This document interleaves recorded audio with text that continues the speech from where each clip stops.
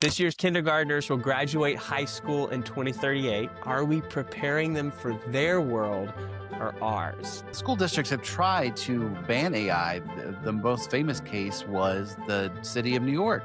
They Yeah. tried to ban all AI from their schools. And then 3 months later, they reversed course. They're like, we tried, we failed, we couldn't do it. So we're going to teach responsible use instead. Yeah. While we're debating cursive handwriting and multiplication tables, these 5-year-olds will spend their careers navigating challenges we can't even imagine. Imagine if you got your driver's license and you never practiced driving before. Yeah. Imagine what a disaster that would be, right? So if we're not talking about AI in school, we're not using it, we're not teaching kids to use it right, then what's going to happen when they get out in the world and have to use it on their job or in college or whatever, and they don't know what to do? It's not going to be pretty. Hey everyone, it's Joshua from Parent Pro Tech, and our conversation today is going to be really eye-opening, really insightful. We're talking all about AI, artificial intelligence. Now, if you've looked at the news or talked with your kids or students, this is not a foreign concept. Right now, over 378 million people are expected to use AI tools just in 2025 alone. If we look at the numbers over the past couple years, according to Forbes, about 66% of students were using generative AI tools last year, and this year they estimate that number's up to 92% of students. It is everywhere. From students that I talk with, they tell me they're using AI chatbots over Google search when they have questions, when they need help. And according to some recent data we've even seen, the numbers show that only about 35% of parents are discussing AI with their kids. This is a massive topic. There's a lot happening in the AI and tech world, and yet there seems to be a gap. So I'm really excited for this conversation with our guest today. We have Mr. Mark Henderson joining us. Hey, Mark, glad you're Hello. here. And just really briefly, I want to give a little background on Mark and why I think his voice will add so much value to this conversation. So our guest today, he wears two hats our listeners will relate to. He's a dad of 2 teenagers, and he's also the AI guy, helping schools across Missouri figure out what in the world to do with artificial intelligence.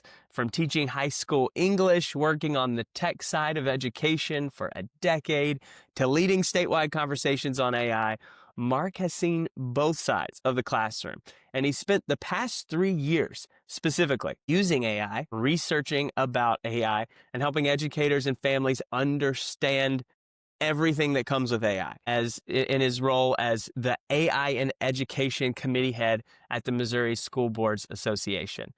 He knows and understands the excitement, the fear, the confusion that so many parents and educators are feeling right now when it comes to this daunting topic. And he's here to help us make sense of it all. So, Mark, we're so glad to have you here. I know you're going to drop some bombs, some good wisdom bombs on us today. So thank you. Absolutely. Okay, as we're getting started, Mark, your journey is really interesting to me. So starting in English, teaching English all the way until now. So quickly, can you kind of give us that timeline? What brought you to this point of being this AI expert in Missouri? I think a lot of it was being at the right place at the right time. Part of it's working hard, part of it's luck. That's how you get success in life in general. But yeah, I was a high school English teacher. I got my master's degree in instructional design because I was always interested in sort of the technology side, the online learning, things Yeah. like that. So I left the classroom and I started working in the online learning realm with the college. I've been at Missouri School Boards Association for 4 years now, hired to help them with developing their online training for school board members. And then a little less than 3 years ago, this thing happened called ChatGPT. Yeah, It's hard to believe it's only been 3 years. It'll be three that's years the in truth. November. And I was at the right place at the right time. And our executive director said, whoa, this is going to be a game changer in the education world. And we need to really spend a lot of time focusing on it. So I became the AI guy. I don't like to be called an expert because I don't know that anybody's an expert on AI. It's certainly Fair. not me. I know more than the average person, but not an expert by any means. So we start putting on events. We put on conference every year in Kansas City, all about AI in schools. We put out an AI toolkit. I now go around the country presenting to school boards and parents, teachers, everybody and anybody about AI, the good and the bad. I try to present both sides of it. But it's an interesting perspective. A lot of people who do AI presenting, they're very techy and they get into Hmm. explaining all this stuff Yeah, about how it works and it goes over people's heads. And it's just not my style. I'm a plain English type of guy. I love it. Very basics like here's what you need to know. So I think people appreciate that. It's relatable. It's easy to understand. I think we need that because I'm with you. A lot of this can be very overwhelming and daunting, especially for parents. So, how do you introduce the topic of AI? I mean, when we travel at Parent Protect, and we're talking with families and at schools across the country, the experience and context level ranges. I mean, there's some parents who I meet who they're like, I'm not into that stuff. I don't get it. I'm not going to try it. I'm just going to keep doing my work the old fashioned way. And then others who, they pay for Chat GPT plus and they're using these generative AI tools and they're all about it. But at a very basic level, how do you introduce what is AI? Everybody has an opinion on AI and everybody thinks they kind of understand it to a degree, but most people don't really understand it. It seems like when you start talking to them, a lot of people base their opinions on like science fiction movies like The Terminator and stuff like Sure. that and say, "Oh, the robots are going to take over the world." And that's not what's happening, at least not yet. Robots can't think for themselves. They do what humans tell them to do. But I really just start with the very basics. Like it's what we're talking about are machines that can do things that used to require humans to do them.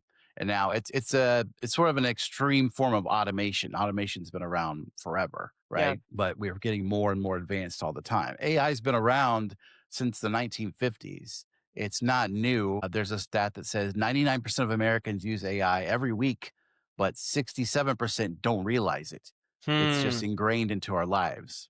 So if you've got a That's smartphone, good. if you talk to Siri and Alexa, if you use social media, the algorithms on there deciding what you see, GPS, predictive text on your phone, we use it all the time. We just don't think about it because it's a big tool, it's a big form of technology. Now, in the last 3 years, there's been this new kind of AI, generative AI or Gen AI. That's what ChatGPT is. And it's one specific type that can really do a lot of amazing things that couldn't be done before. But AI is just the big buzzword. Like every commercial you see now, I saw a commercial for a dishwasher and they're like, it has AI now. It can tell you when your dishes are clean. Like, do we need that really? But that's the big buzzword, AI this, AI that. Yeah. But it's not new. It's not as scary as you think it is. That's good. That's good. Yeah, I know in conversations I've had when you really think about, like you mentioned, social media algorithms, or I think about Amazon when if anyone's shopping on Amazon and you see that you may also like because you bought this, we think you'll like this. That's an AI algorithm at work. Or I know many of our banks and our online banking systems, like they rely on AI to detect fraud and spot things like that. Whether we realize it or not, these tools aren't new, but certainly the rise in what we've seen of ChatGPT and so many of these other generative AI chatbots has changed so much. I'm curious, as a dad. Okay, so you have all this expertise, but also as a dad of two teens, how do you talk to them about AI? Also, how much do they use AI? How aware are they of all these tools? AI is a regular conversation in our household. And I don't Yeah, think it's just because of what I do for a living. It's we're living in the same world that our kids are living in. yeah. And, kids are always the first ones to adapt new technology and things like that. So we're constantly talking about it, the good things we do with it, the bad things that can be done with it. And we'll kind of get into those later. But it's a big part of, our daily life, our conversations. And I think it's important for all parents to talk to their kids about it. Interestingly, it's the first week of school and I have a daughter who started ninth grade, and her first English class, I was so proud. They read an article about using AI as a companion and why that might not be a good thing to do, which is something that we've talked about many times at home. And I was so proud. I was like, "Oh, they should have had me come in as a guest speaker." And she's like, "You're not gonna embarrass me, my first week of high school, dad." But I got really excited when I heard that.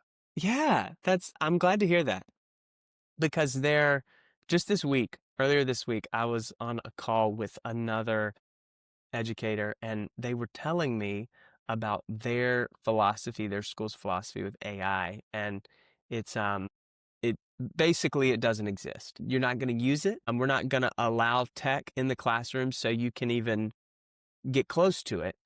And on one hand, I understand that they're really trying to get their students to focus on learning and retaining information.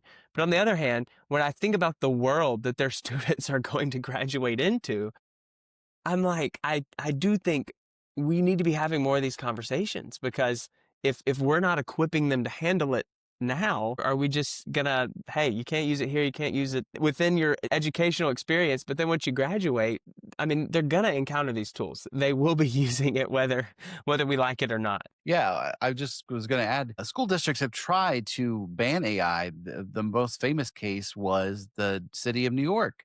They Yeah, tried to ban all AI from their schools. And then 3 months later, they reversed course. They're like, we tried, we failed, we couldn't do it. So we're going to teach responsible use instead, yeah, which I think is important. There's a right time and a wrong time to use AI in schools. And that's certainly true. But imagine if you got your driver's license and you never practiced driving before. yeah, Imagine what a disaster that would be, right?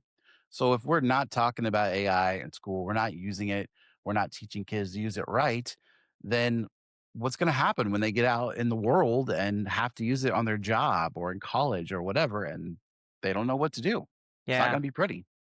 So, with your focus being educators, working within the context of education, what are some of the ways that you see classrooms, that you see school districts, schools using these AI tools beneficially in a healthy and helpful way? I'll talk about this from a teacher perspective and a student perspective Please. because That's great. it's a game changer for teachers in terms of efficiency and saving time. I'm jealous of the things that they can do now in an instant with AI programs like ChatGPT that, Truly. I used to have to stay up late figuring out these lessons and these assignments. And, they say that the average teacher who uses AI every week for their work can save 6 weeks of the school year overall just on, Wow. lesson planning, administrative work, emails, some grading. You don't want to let AI do all your grading, but there's so many great tools that can really help you be more efficient Huh. and save Yeah. time. And it seems like about half the teachers I talk to have really embraced it, and the other half kind of have this guilt about it. Hmm. Like, I get paid to do this job. I've always done it the hard way. I shouldn't be able to just cut corners. So yeah, but think about how much work you're doing. We know teaching's not an 8 to 3 job. It's a Yeah. pretty much 24/7, 365 job. You're always working, planning, grading something.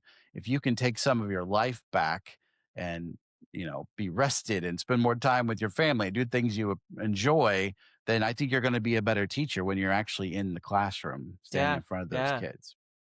I do think AI can automate some of those more monotonous tasks that can also free you up to have more margin to focus on being more intentional with your students or whatever it might be. Maybe AI can help you here so you can have more time, like you're saying, to be present, to be more intentional with students, whatever that might be. So Something I often hear people say is AI is killing creativity. And I disagree because I have more time to be creative now. I'm a creative guy. I like doing creative things yeah, because I don't have to spend so much time on administrative tasks because I have AI to help me with reading emails and responding to emails and drafting, procedures and blah, blah, blah. Like, I have more time now to do the more creative, more fun things. hmm, So, yeah, it doesn't have to take away the parts you enjoy. You can hopefully take away the parts you don't enjoy so much. So you have more time and more brain to focus on the good stuff.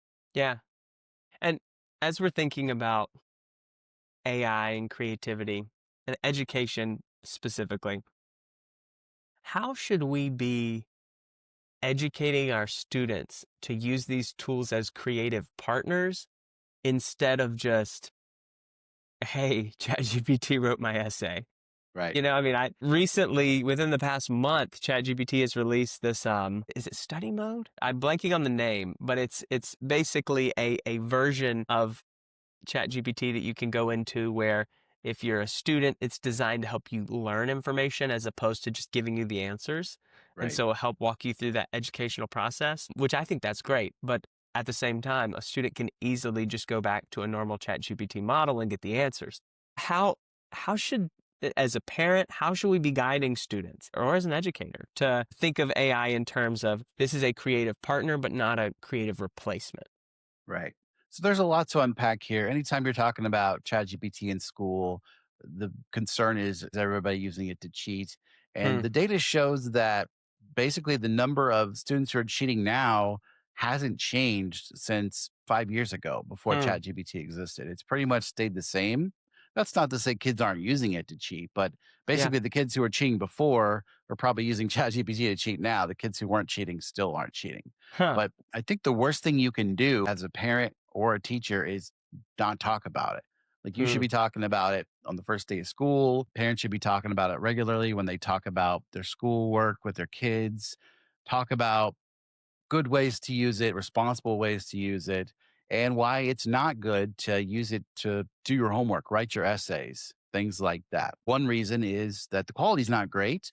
Another reason kids probably care about is you're going to get in trouble. You're going to get busted for it, but also because you're not just I didn't understand this when I was a kid in school. Like, why do we have to write this essay? Why do we have to do this project? It's not about physically making a paper. It's about the process in your brain that you're going through. And I don't think they see that a lot of times. So like, why do I need to do this project for myself? Things like that. So having those conversations is so essential. Don't ignore it. Don't just say, "Don't do that." You got to give them some context for it. There are Yeah. so many great ways that kids can use AI programs like ChatGPT in school in good ways, whether it's brainstorming ideas, maybe they have a project or a paper or something and they need to brainstorm ideas, providing feedback on their work, using it as kind of a personal tutor to help them, understand their math assignments and things like that when the teacher's not around. So many great ways they can be used. We can't just say this is totally good, this is totally bad. It's a tool like any other tool. There's right ways and wrong ways to use it. I think that's a great way to frame it. It's a tool. It's a tool. It can be used for bad, it can be used for good. And as we're thinking about the creative piece, also, I'm reminded recently, our creative director, Melvin, he had one of our friends of Parent Pro Tech on our podcast, and he was talking about he's a designer and he's used AI now has become much of his focus and working with massive clients on these creative projects, a lot of times using AI or with AI elements integrated in. And he was talking about how his one of his kids loves art. They love creating, they love drawing. And one way that they've been able to use AI is whereas, typically he would draw and then maybe do something with that drawing. Now they've been putting that into something like ChatGPT and it can, visualize or animate this artwork. And then they can put that into some of these text to video or image to video generators, and now his child has seen his artwork come to life as an image, animated image, but even a video, something with movement. And he talked about how fun and how engaging that's been just to see with his child. And I'm like, that's so neat. His child still has the vision, but being able to use these tools to create something that 15 years ago would have taken someone with a professional degree in a lab to construct all these animations. So I think in many ways it is neat to see how, I guess, the democratization of these tools and how, everyday people can use them in very neat and creative ways. Absolutely. I still hear, I do all AI all the time, but Yeah. I still hear cool things all the time that people are doing that I would never have imagined. And it can be so personalized to your interests, to your hobbies, to your skills, things like that, that I think it really becomes customized to your desires and your needs, especially if you're a student. Something that's really a struggle for teachers is keeping things relevant, right? Yeah. Like, this kid's like, why do I have to learn this? Well, find a way, have ChatGPT, like, how can I connect this assignment to kids who are into this hobby? Things like Yeah, that. that's good. So what I'm learning is you're saying it's never too early to start talking about it. And as a parent, as an educator, instead of being afraid of it, maybe I should take some time to get in some of these tools and experiment with them. And even with my students, learn about it together. Absolutely. Don't be afraid of it. Just go to ChatGPT or Gemini or Claude, one of the general free Yeah, tools, and play around with it. What's the worst that could happen? So I think you don't understand it really until you play around with it. But that's good. yeah, it's never too early to talk to your kids about AI. I just found a stat that said 60% of kids have used a computer or a tablet by the age of 4. Like, this is Hmm, just part of their life, part of their nature. So yeah, maybe we don't want them using ChatGPT when they're in elementary school, but they need to know about it. They need to live in the same world that we do. sure. Teachers, parents should be talking to them about what these programs are, what they're good for, what they're not good for, things like that. That's good. Next, I want to jump into some of the downsides because I think there are some very obvious downsides with all this tech. Well, actually, first, before we do that, could we talk, Mark, about some of your favorite AI tools that you personally use? I know I'm connected with you on LinkedIn. I know on LinkedIn you post many different examples of presentations you're leading, of tools you're talking about, tools you're using. In an average week in Mark Henderson's life, how are you using AI? I use it for my work and I use it for personal purposes a lot. And Yeah. I could talk for hours about tools that I love, but I'll just give you three here that I Okay. think are really great. Perplexity is probably the one I use the most. And the great thing about Perplexity is it cites sources. So it's really good for research. It looks a lot like ChatGPT, but it's great for asking questions. And one of the big criticisms of ChatGPT is it makes stuff up or you don't know where it gets information from. Sometimes it can be wrong. Perplexity tells you exactly where it got the information from. I don't Google things anymore. I go to Perplexity, whether it's I'm looking for stats for presentations on AI, whether I'm, shopping, whether I'm planning my vacation or Yeah. whatever. I go there and ask it for the information, and it's really great. They also have an academic search where it'll only focus on like journal articles, published things like that to help you focus. So if you're doing collegiate work, something like that, that's a game changer. So highly recommend Perplexity. Another one that I really like is called napkin.ai, and it's great at visualizing text because I do a lot of presentations and things like that. Cool. Helping people understand things visually is a lot easier than throwing a bunch of words at them. So you can Yeah. take a paragraph, you can paste it into napkin, and it will make all these images for you that explain like processes and steps and things like that. You can download them and you can customize Cool. the colors and fonts and stuff. And there's a free Napkin. version. Okay. They want you to upgrade to the paid version, but I haven't had to yet. So I'd highly recommend that. And the other one is Notebook LM, which is a Google product. Okay. The cool thing about Notebook LM, a couple things. One is it's kind of a workspace where you get to decide what sources it pulls from, whereas programs like ChatGPT pull stuff from everywhere. Notebook LM is I'm only want these sources, these websites, these PDFs, these YouTube videos. You can put whatever you want in there.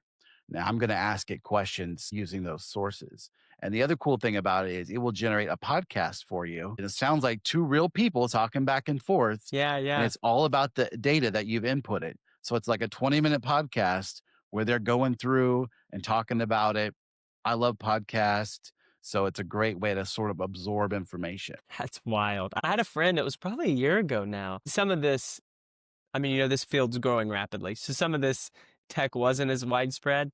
And he created a podcast series entirely with these based on tools exactly like Notebook. He sent it to many in our community where I'm from. I grew up in small town South Carolina. I now live in Houston, so different world. But he sent this around in our community where we grew up, and people couldn't believe it. I mean, I couldn't believe it. I mean, it was just, many of them were still kind of coming to terms with the whole AI thing, and the thought that an entire podcast could be generated by a tool like that was just, it was blowing all our collective minds. So Yeah, that's and neat. they sound so believable. Not Yeah. only do they sound like human voices, but you can hear them pause to breathe.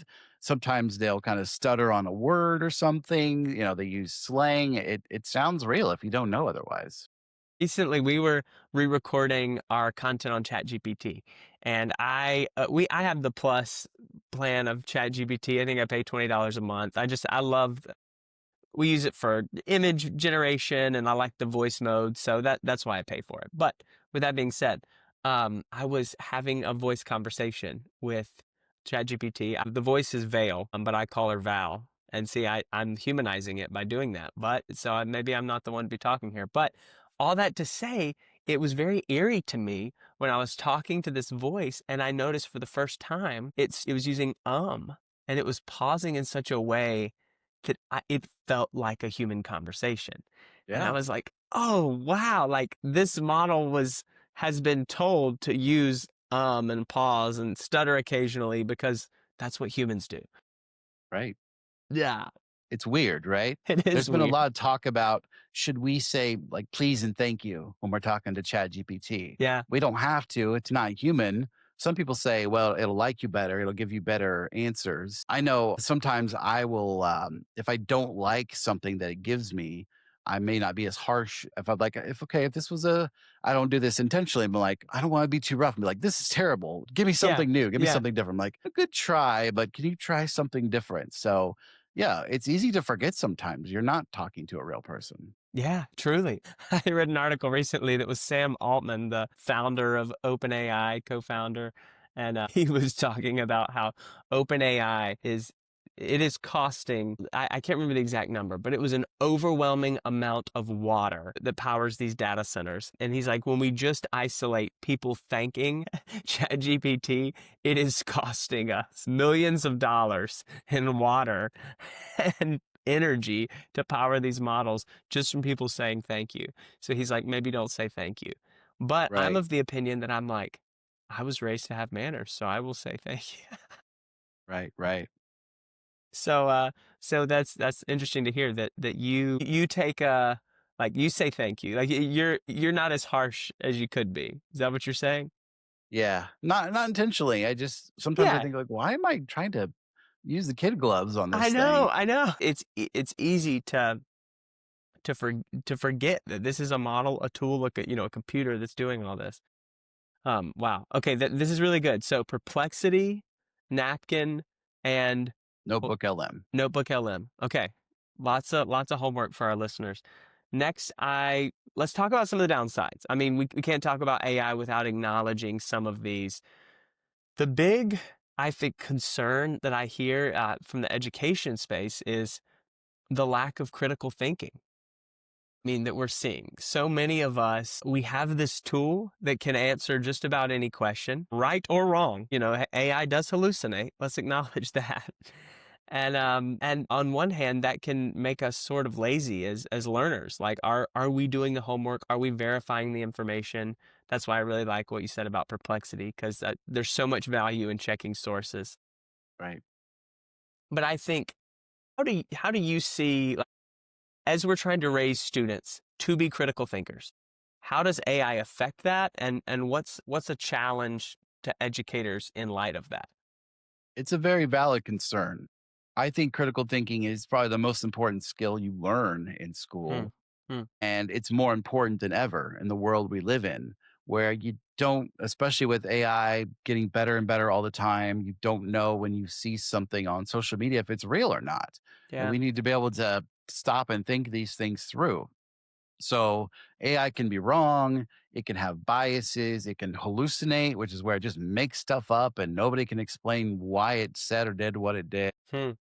It's not perfect, and we obviously need to tell our students that it's got good things and bad things about it. Critical thinking is valid, and it's one of the most sought skills when employers are hiring people these days. There's a list that they put out every year, the World Economic Forum. It's called the Future of Jobs Report, Yeah. and they Yeah. ask all these employers around the world, what skills are you looking for when you hire somebody today?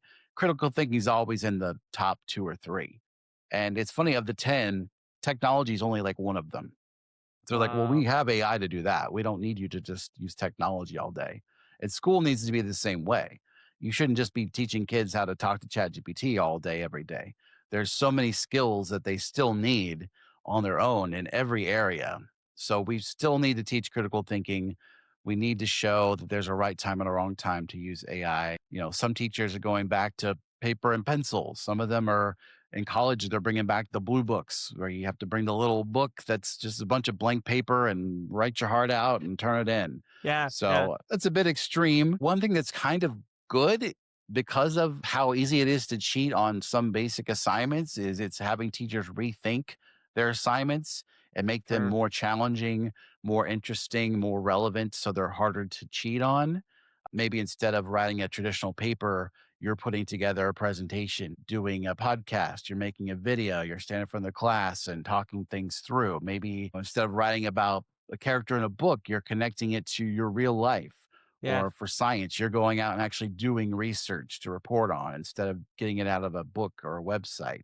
So it's going to take a little while for the education world to shift their thinking on this, but I think it really could lead to good things because maybe what we're teaching will be more relevant, more engaging, and really help them with those skills that they're really going to need in the future. And I love what you said there about students thinking more about applying what they're learning to their real life or their context. Or I think that's really insightful because as a student, I can get a quick essay about a historical event from ChatGPT any day of the week.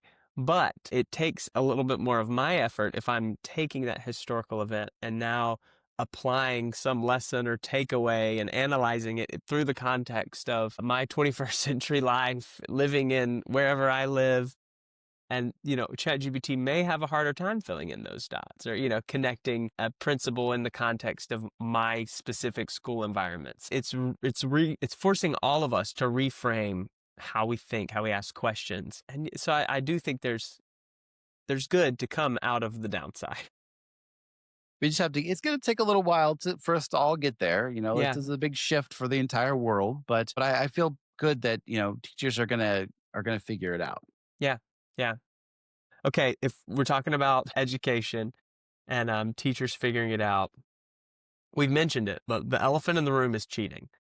And I saw a number recently. I think about 1 in 5 students in the U.S. admit to submitting work that has AI generated text, AI generated elements with it, as according to Forbes. How should we navigate this? It's interesting because, plagiarism isn't new. Plagiarism has been around, cheating has been around as long as human beings have been around in some Sure. form or another. And I feel like there's ways some people think they can spot AI writing, but when you test them, they really can't. When I do work with teachers, I will give them like 4 paragraphs. 3 were written by real human beings, 1 was written That's by good. ChatGPT. And most of the time, they can't figure out which one was written by ChatGPT because Huh. there are tells, certain ways it writes, and things like that. But if you tell it, write this like a human, don't write it like a robot, so I get in trouble, it'll make it more harder to decipher. Yeah. So Yeah. things like that, there's tools that say they can detect plagiarism, they can detect when someone uses AI, but most of the time they're not that good at it. Turnitin has been around forever. Yep. I remember in college they would threaten us with Turnitin for plagiarism. Oh yeah. Oh Someone yeah. put the Declaration of Independence in Turnitin and it said this was 97% written by AI. Well, obviously not, but it recognized it. So it was like, oh, Yeah. this must be AI, right? So maybe those tools are good to scare kids, but they're really not that helpful. But if you know your students, that's how you're going to be able to tell when they're plagiarizing, when they're using AI and not. If Johnny all of a sudden comes in and he's got an essay that uses the word juxtaposition in it 4 times, and you go, "Hey, Johnny, what's juxtaposition mean?" And he's like, "Well, I don't know." Why did you use it in your paper a That's a bunch, red right? flag. Well, Come on, know Johnny. know your students, know their abilities, know their work, have them turn in drafts as they go. If you have them use Microsoft Word, you can use track changes. If you use Google Docs, they have version history where you can actually see the process. That's So at good. That's 902, they good. have a blank document. At 905, they have a whole essay. Well, something's up there, right? That's Um, good. Yeah, yeah. a common thing that schools are doing is called the stoplight method, where whenever you give an assignment, you say either this is a red, yellow, or green. Red means do not use any kind of AI at all. Okay. Yellow means you can use it in these certain ways, maybe to brainstorm or maybe to provide revisions to your writing, something like that. Green means go wild. And that's probably more for creative things or tech based assignments. But it's kind of a simple concept, but it's really nice to everybody knows what it means. So whole schools will be like, okay, this is a yellow, this is a green, this is a red. And then everybody has an understanding of what that means. So I would encourage schools to adopt those kinds of methods as well. That's great. And the version history comment that stuck with me about how you can look through virtually all of these web-based word processors Sure. and you can see when they were edited and if that's so good. If I there's a feel like blank that's the document, best evidence of if a kid's like, I didn't use ChatGPT. And we're like, well, how yeah, come you wrote an essay in 2.5 minutes? Right. yeah. Yeah, it's like you wrote one sentence and then pasted in 7 paragraphs. I mean, can you explain how that happened? Right. Right. That's really good. I do think it's becoming harder to detect some of this AI writing, especially if you know how to prompt AI well. I know for a while there, it seemed like I heard a lot about the M dash with ChatGPT writing specifically, and I still notice this with ChatGPT. It writes a lot of lists in groups of threes. So X, Y, and Z, or you'll see not this, but this, or there's these certain nuances that we might pick up on. But if a student's good at giving additional prompts, at kind of giving feedback and tailoring that, Right. good Oh luck yeah. detecting it. Absolutely. And they're tech savvy, right? They know what they're doing. Yeah. Yeah, AI is all based on patterns. So that's why a lot of times you see the same kind of formatting and things with things that are written by ChatGPT. That's why you'll see lots of bulleted lists and things like that because it's been told to do that. Yeah. The M dash drives me crazy because I use the M dash all the time naturally in my writing, I but see. now I feel like I can't use it because people are going to think I was cheating. I was using ChatGPT when I wasn't. I mean, I Yeah. use AI all the time, but if I'm actually writing something myself, I Yeah. don't want people Yeah. to think I was using AI. I So now know. I take it out of my writing. I'm with you. I'm a big M dash fan myself. And recently I'm just like, nope, we're using commas. We're not using it. Oh, that's so funny. I also think, though, over time, we will naturally start to write more like ChatGPT and Yeah. programs like that because we're so used to seeing it.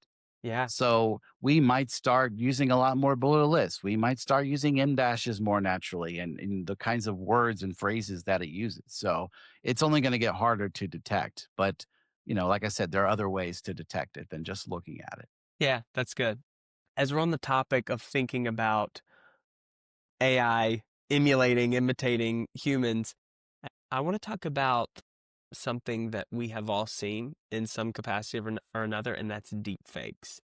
I know it was probably years ago when I first saw there was one of Obama that I think just blew up on YouTube of Obama talking and everyone was just mind blown, but in reality it wasn't Obama. There's another one of Morgan Freeman. This is probably a decade ago now. And they had a voice actor and someone wearing this mask that they were using to like overlay Morgan Freeman's face on it. We have come so far. Now, I think through one quick scroll on social media, you and I, anyone, you can find ads, you can find creators who are sharing content, videos, images, you name it, that are entirely generated by AI. And it's becoming harder and harder to tell the difference. And I think there's also lots of downsides with this. I know we hear a lot about deepfakes in the context of nude images and sexually explicit content, especially with schools. Many schools that we work with, we've been hearing stories of students using AI to create these AI generated nude deepfakes of their peers, of their classmates. Even the New York Times last year called it an epidemic of deepfake nudes. And then we hear about sextortion, and we hear about young people being targeted to share photos, to share videos for predators who are trying to get something financial from them or trying to get content from them. This is a lot. And Yes. what I want to illustrate is the tech is changing so fast. It's gotten so good. How should we talk to our kids about this side of it? Because this is definitely the bleak part. Absolutely. And, as you said, deepfakes can be funny things, of celebrities saying silly stuff. And those are fine, but it can be very scary as well. And when I started doing this stuff 3 years ago, we could say like count the fingers on the hand. You can tell if it's AI because they Yes, have too yes. many fingers or their face will be blurry or can't rely on that stuff anymore because Yeah, these videos are so good. Images, audio, they're so convincing that it's not enough. There's no detection of it they like that.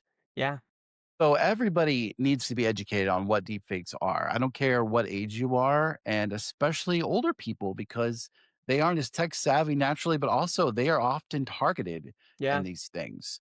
You might get a phone call that sounds just like your granddaughter saying, "Help, they've arrested me. And if you don't wire a bunch of money to this address, they're going to lock me up and throw away the key." And that's because they were able to take some audio of you that they found online. It only takes a few seconds of audio to make a convincing deep fake.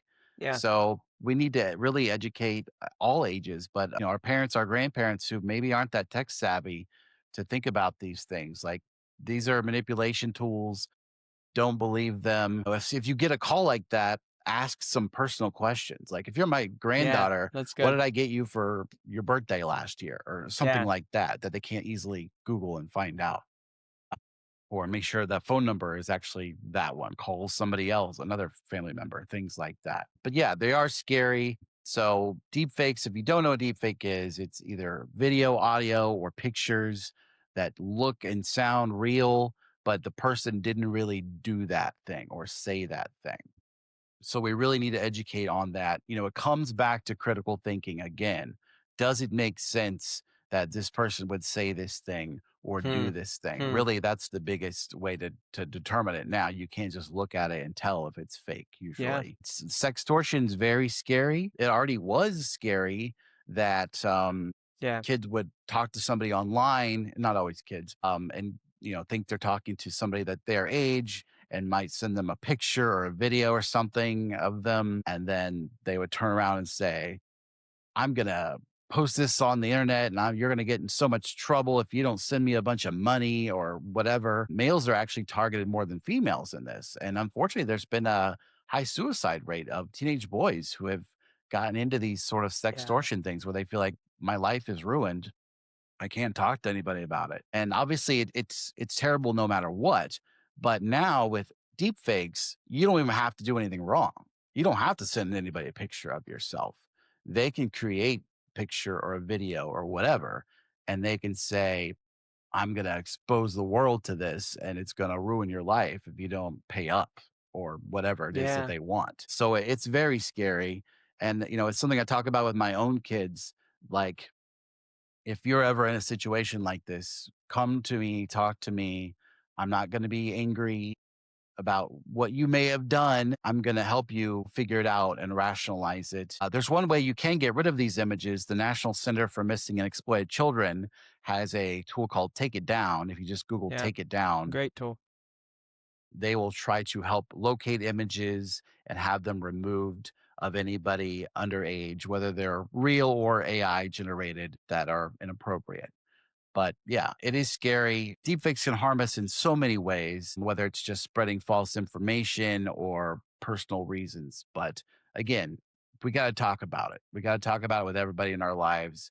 We can't just ignore it or pretend it's going to go away because it's not. Yeah. And I love what you said about senior adults as well, because I think the tendency, and I mean, our focus at Parent ProTech is, of course, protecting students, educating families. But then I'm also thinking on the flip side of this, I mean, our parents and grandparents who aren't as native to some of this tech and may not be as adept on picking up some of these indicators of what's AI generated, who may not be as tech literate, they need to know as well. So my takeaway is talk to our kids, but also grandma, grandpa, let's talk to them too. I really like that. Yeah, if you're an adult, you kind of I feel like you have this responsibility to protect, both sides of your Yeah. family when it comes to technology and things like that. Don't forget about the older generations. Just because they don't use technology doesn't mean they can't be victimized by it, manipulated by it.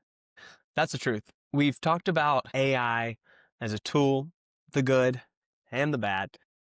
And what I'm seeing and hearing about a great deal now is so many of these AI companions, whether that's recently a company called Replica has been in the news for some of their ads, even on like Meta platforms, specifically targeting young adults, kids, where they will advertise, hey, are you feeling lonely? Are you hurting? Do you need somebody to talk to you, somebody to listen? We'll use our AI tool, our AI companion. Another company, Character AI, many of us have seen in the news, even after one tragic story where a young teen even took his life after an AI chatbot that he had developed a relationship with justified it. It's heartbreaking. But as we've talked about, as the tech gets better and better, it can be harder to remember that it's tech, that there is no emotional connection here. This is not a human on the other side of the screen. This is an algorithm, a machine that has been designed to simulate human emotions and feelings. And that's exactly what it's doing to us in many of these scenarios. As we think about AI companionship, how do you advise parents and educators on this? Common Sense Media does a lot of great work with AI and kids. Yeah. Put out a report recently that 70% of kids are using AI for companionships. 70%, 7-0. Wow. And they're having conversations with it that they're not having with their friends, they're not having with trusted adults, teachers, parents. Some of Yeah. it's probably harmless, but there's some of it is dangerous. It's dangerous for anyone to use AI as a companion if you're feeling depressed or stressed or something, it can be a trouble. But adults have fully formed brains, so we're able to rationalize more. We also have more life experience and things. The younger you are, you don't have those things. So Yeah. that's really where you might get manipulated by AI. And a lot of these chatbots are designed to please you. They want to give you Mm, the answers that whatever you suggest, good idea. That's great. Good on. yeah. Now, a lot of the like ChatGPT, the big ones that are owned by tech companies, they've tried to put guardrails in place. So if you start talking about harming yourself or harming others, Sure. it's going to direct you to get help, things like that. Now, it's not guaranteed that it'll always work depending on the wording, phrasing that they use. But keep in mind, there are thousands of AI chatbots on the internet, and they're not all well regulated by big tech companies. So if your kid's using some random bot and they're talking to it, maybe it's a little character, so their friend, and they suggest hurting themselves, it might encourage them. It might give them ideas, things like that. So again, it comes back to talking to your kids about why this is dangerous. Hopefully every child has a trusted adult in their life, in their family, but also at school. So I work with a lot of safety folks who do school safety work, and they say the number one way that we keep schools safe is by ensuring every child has a trusted adult in the building that they feel like they can That's go good. to talk to That's good. if they're Yeah. having a rough day, if they're depressed, if they're feeling like they're going to harm themselves or others. So we need to remember that and not just let the robots do the work for us, right? Yeah. I think one of the biggest takeaways from the pandemic from an education perspective was kids need human being teachers. They need Mm, that involvement. We can throw the content in front of them, but if they don't have that human there, they're going to miss something. We're still trying to catch up from the losses that yeah. happened there.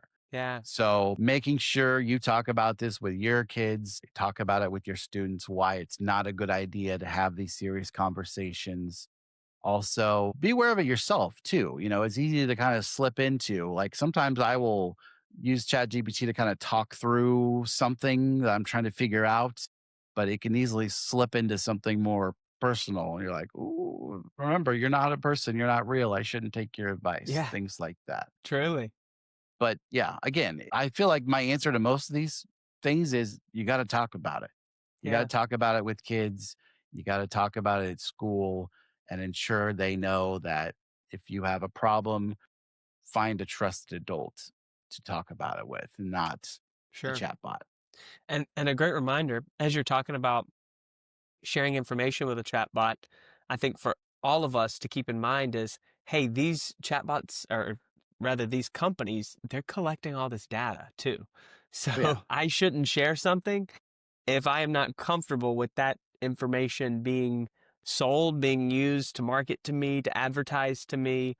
As scary as that can sound when we think about some of the real vulnerable things that people share with these AI chatbots. It's like, hey, that's, Can't get it back. Once you put that yeah, data out there, once you click enter and it goes, you can't get it back. Like, oh, forget what I told you. It's gonna remember that about you. And yeah, yeah, who knows what it's gonna do with the data. Right now, we're so early on that most of these chatbots don't have advertising, things like that, but they're costly and they're designed yeah. to make money for these companies. They're gonna get around to mining of the data and targeted ads and all those things are coming, I'm sure. Mark, this conversation I think has been so helpful, so eye opening. And like you said, I think the takeaway across the board is talk about it. We need to be having more conversations with kids, with your students. Make this a table topic that you can just continually revisit as the tech evolves, as the tech updates. I love that. And I want to turn the page now to just looking toward the future. So as we think about the AI landscape and where we're headed, it's growing rapidly. There's a lot to be worried about. The CEO of Microsoft AI, he says AI is getting about 10 times better every single year, which just blows my mind when we think about where we're at currently. But I'm curious, apart from all the downsides, I mean, what are you excited about? How is this going to change our lives for the better? I really think about ways, especially in the education world as a former teacher and a parent, Yeah. that it can really help revolutionize education. It Mm, can personalize the experience for our students. You can have a teacher with 30 students in their classroom, and everyone's got personalized lessons and assignments that they're doing based on their interests, based on their needs, their learning wow. levels, Yeah. things like Yeah. that.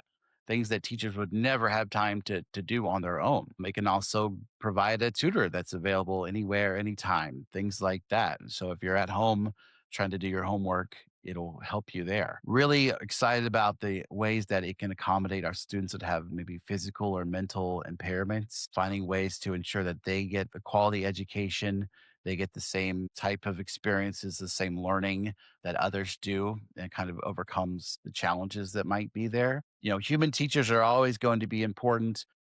Teachers are not going to be replaced by robots. We're always going to need them. Their jobs are evolving. There's a phrase in the AI world called a human in the loop, which means that AI tools can be really helpful, but you still need to be involved. You, the human being, you Mm, have personal that's good. experiences, you have knowledge, you have the ability to detect what's real, what's not, things Yeah. that AI can't do. So that's why we need you around. So I'm excited about a lot of areas of AI and what it can do for us, but education is, I think it's really going to be a game changer.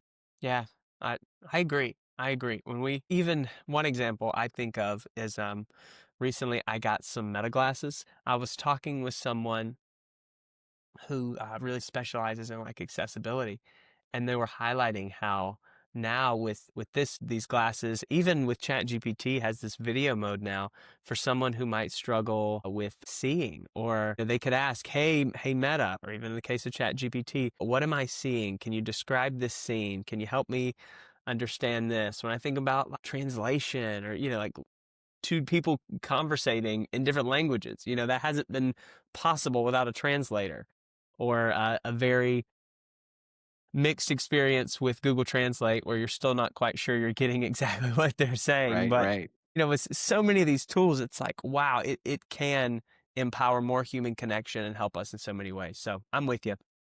Okay, I want to speed run a couple questions. If you could sit down with every educator and tell them anything about I mean, in 20 seconds, what would you want them to hear? I would say your students are already using it. If you're not using it, you need to start using it. Uh, This is the world that they're living in. I know it can be overwhelming, but you don't have to dive into the deep end of the AI pool. You can kind of dip your toe in, try Chat GPT, try one thing with your students. Don't try not to get overwhelmed. But you gotta do it. You gotta go. yeah, that's a great challenge. Okay, now let's turn the page. What would you say to parents about AI?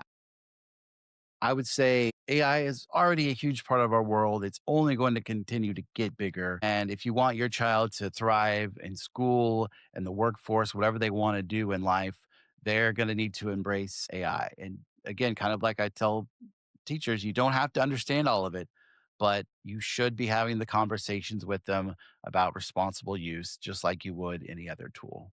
Yeah, that's great. Get curious, ask the questions, help start the conversation. As we're wrapping up, I want to finish with a LinkedIn post you shared that it blew my mind a little bit, if I'm being honest. So you shared this graphic, and the graphic said, "This year's kindergartners will graduate high school in 2038 and retire from working in 2087." I can't even 2087. That sounds like millennia away. Right, right. And then you ended with this question: are we preparing them for their world or ours? And you went on to say in your caption, while we're debating cursive handwriting and multiplication tables, these 5-year-olds will spend their careers navigating challenges we can't even imagine. Are we teaching them to memorize answers or to ask better questions? Are we preparing them to follow instructions or to think critically when the rule book gets thrown out the window? The future belongs to the curious, the adaptable, and the creative. Let's make sure we're raising kids who are ready for their world, not just ours. I think in one post, you summed up the challenge and the opportunity that we face as an entire education system as it relates to AI. This is it. Is there any last word you would leave us with? Just remember that the world that our kids are in, the world they're going into, is not the world that was when we were in school. Yeah, And that doesn't matter really how long ago you were in school. If it was 30 years ago or 5 years ago, it's not the sure. same world and it's going to continue to change. So we've got to give them the skills, the abilities that they need to thrive in this world so that they don't get manipulated, so that they can get jobs, so that they can really harness what's to come. Yeah, Because giving them, there are still some things that we learned in school that everybody needs to learn, but there's so much else that we weren't given that is so important now.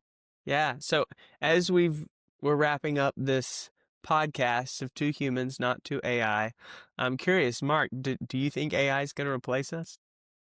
Hopefully not, because I still have student loans. But um, Will no, will AI pay off our student loans? That's a question. that's the goal. Yes, some jobs are going to go away. Most jobs are going to change in some way because of technology, but we don't really need to worry about everybody losing their jobs to AI. And the better the technology gets, the more people are appreciating what humans bring to the table that technology can't do. There's so many things that we can do better than AI, and that's where we're going to need people. You're still going to want people when you go to the doctor, you're still going to want to see a human doctor. You're wanting to get your hair cut by a human being, things like that. Yeah, yeah.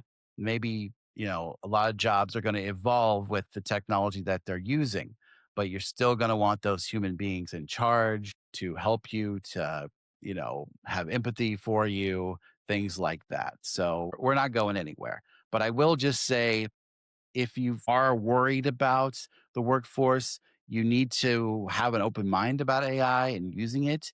If you are totally anti AI and it comes time to lay people off, you think they're going to lay off the people who are using it and embracing it or the people who are not going to touch it, right? That's the truth.